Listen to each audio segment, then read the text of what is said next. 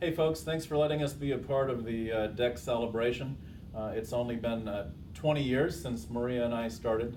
Maria beat me by 2 weeks. She never lets me forget how she has such a longer tenure than I do. Still the same mission, lots of new folks. Some of the old folks remember the days when we walked in and the FBI director was in charge of the office.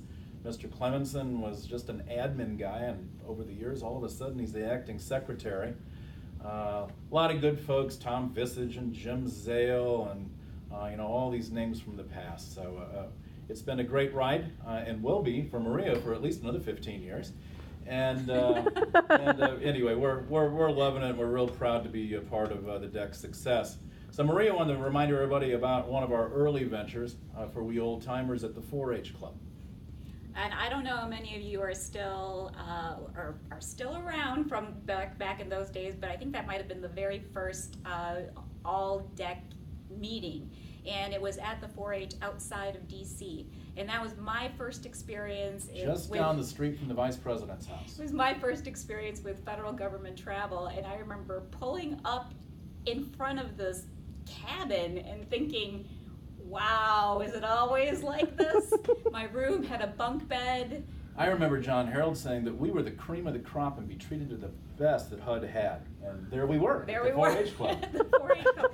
And then there was a guy that came out and basically gave us the rules of the place, including there was a curfew, like if we were going to go out to eat, which I think we had to because the food wasn't going to be very good there. Or smoke, if you tended to smoke, which I did at the time. But there was like a midnight curfew. So yeah, I was a little bit concerned about future travel.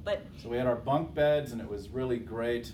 We did have individual rooms, didn't have to share bunk beds. But I remember very distinctly laying my bunk bed, looking at the ceiling with the heart health head hands. I'll never forget what a momentous event that was and how we contributed to the 4-H Club by our donation from the federal government, including the training room in the basement of the 4-H Club, which was on some church coffee tables. Very glamorous, computers crashed.